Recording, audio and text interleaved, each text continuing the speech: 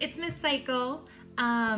This is a video to help you with your self-portrait project.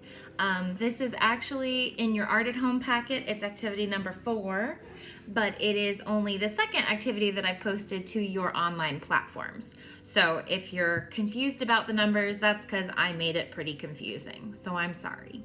But anyway, we're going to be doing a self-portrait today, and a self-portrait is a representation of an artist that can be drawn or painted or photographed or sculpted, but it's of the artist themselves. So if I were making it, who am I going to draw?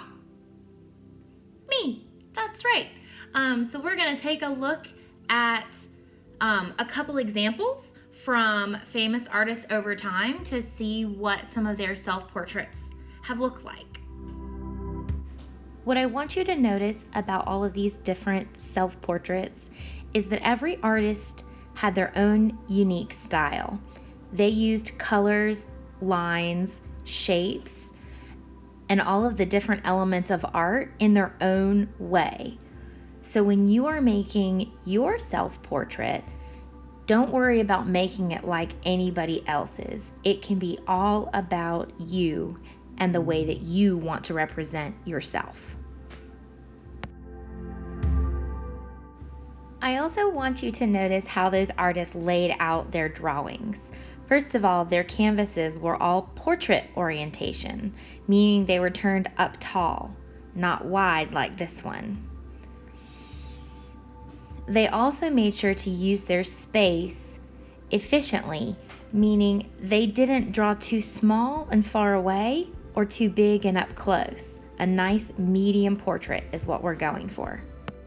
Now I want you to do the best that you can.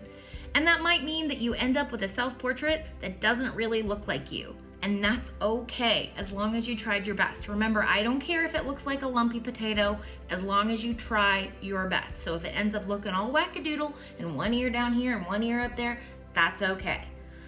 I'm gonna do my drawing with pretty simple shapes, kind of like a cartoony style. But remember, you can do your self-portrait in any style that you want. It is all about you today.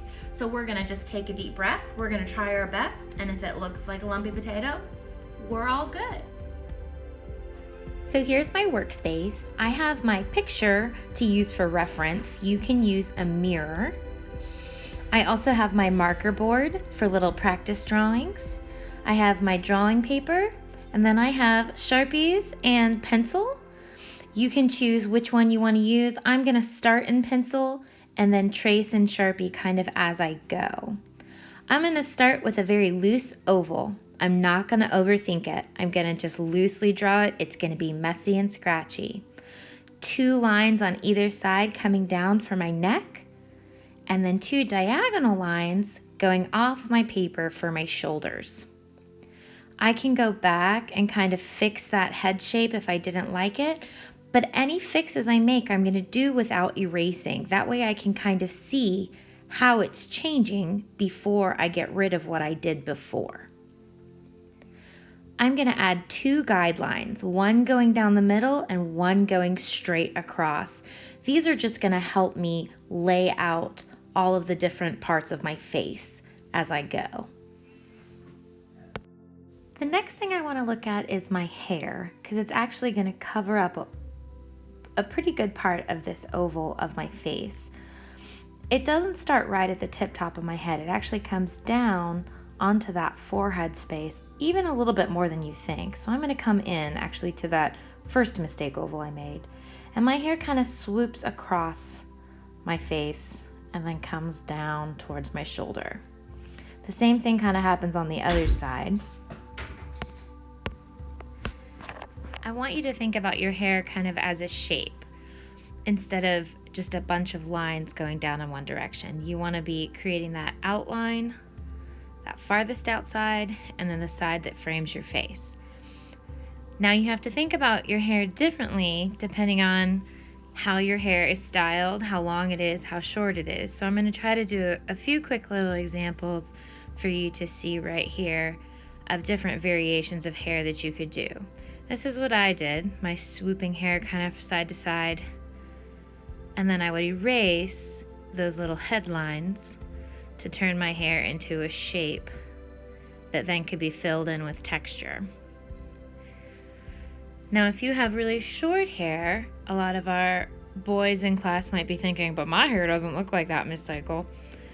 You're probably going to see your ears, so you're going to want to add those ears first. Your hair might still swoop across your face, similar to how I did mine, but then it's going to just kind of come up and over and down to the ears. You might see a little bit behind if you have longer hair, and then again, erase that headline. If you have really short hair, it might come more straight across and then down to the ears and then just barely up and over that headline. You can also use those shorter hairstyles if you have long hair and want to draw your hair as if it were in pigtails or ponytails. You would just add those in later. So kind of playing with this idea of changing the shape of hair depending on what kind of style you want to have. Obviously, if I had the shorter hair, I wouldn't have that big ponytail sticking up back there or these pigtails sticking out on either side. I would just keep it with that nice short hairstyle.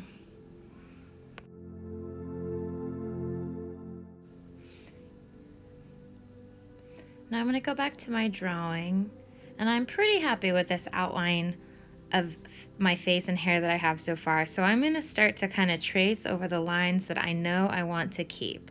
I know I'm happy with these lines that kind of show the outline of my hair. So I'm going to slowly and smoothly trace those with my marker.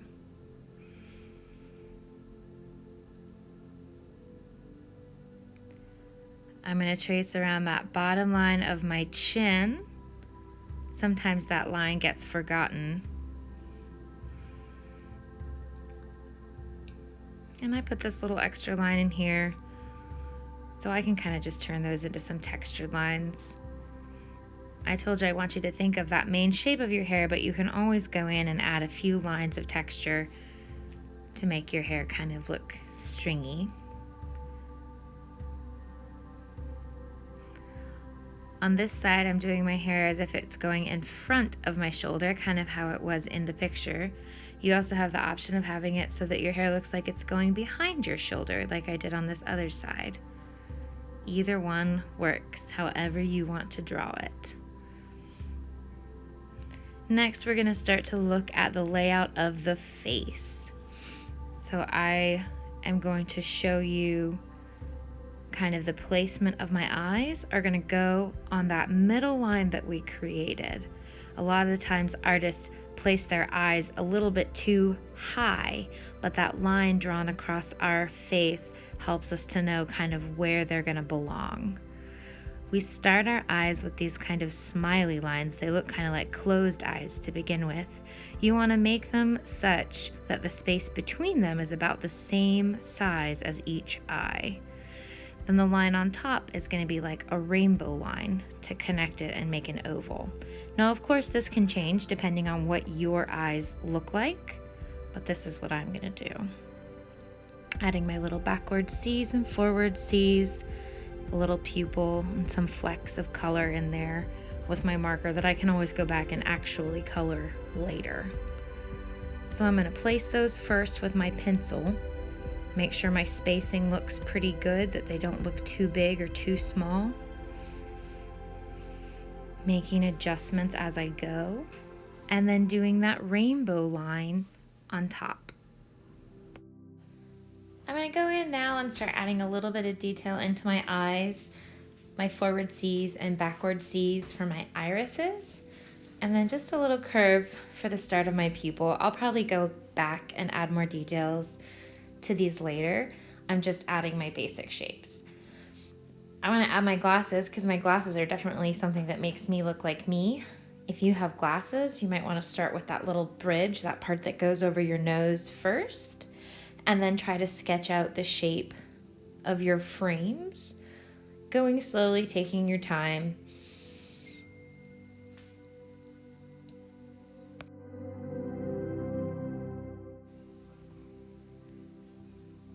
And now don't worry if you get your glasses exactly right the first time. I kind of I'm just playing with the outline, trying to get them to match a little bit. They look a little crooked on my face, but oh well. I'm also going to pay attention to the fact that my frames are pretty thick. They're not just a single little line, so I want to show that with my little copycat line going along here. But I don't want to spend forever on glasses because not everybody has glasses. I'm going to go ahead and shift back to Sharpie because I'm pretty happy with the outline of my glasses. Again, they don't have to be perfect. I'm just kind of doing the best I can.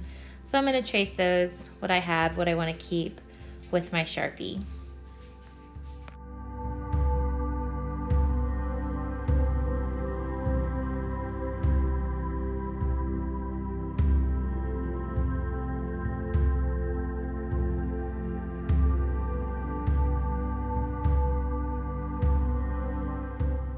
Now as I get into tracing my eyes, if you would rather do a more cartoony eye, just like this, that would be absolutely fine. Or you could do a little bit more detail, which is what I'm doing, my backward C's and forward C's, a little pupil in the middle.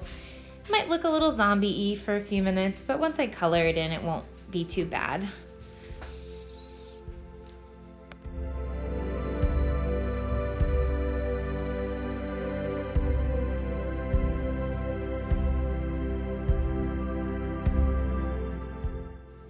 Now we're gonna take a look at the nose. Now I know a lot of my friends like to draw little L noses or little U noses or big crazy piggy noses, which is fine. If you wanna do a nose like any of those, go for it. But I'm gonna really just focus on the three main lines of the nose that I see, that little bottom part and those little side parts to my nostrils. So basically those three lines are going to show me where my nose is. I'm going to go down with my pencil, find that bottom line, one side line over there, and one side line on the other side.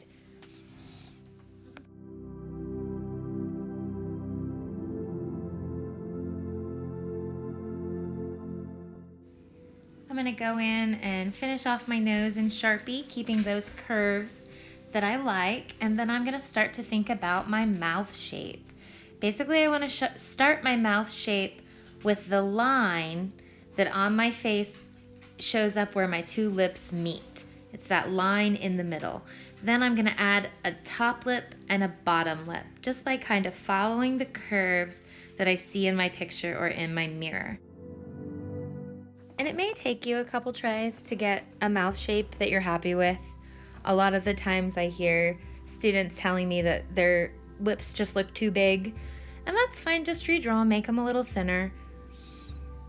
But this is what I'm going to go with.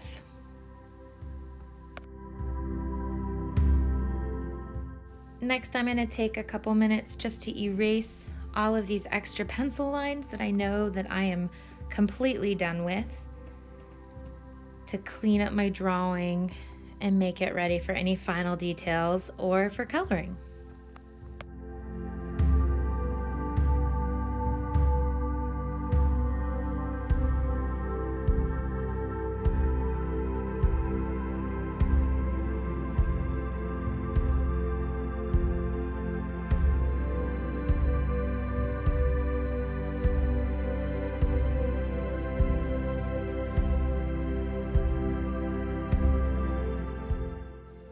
Now, just like with everything else in this drawing, those final details are up to you, the background, or anything that you're wearing. I'm going to finish up and speed through adding my last little things and my coloring. So if you want to see all the way through the finished work, you can keep watching, or this is a good place for you to stop and work on your own drawing. I can't wait to see them. Bye, guys.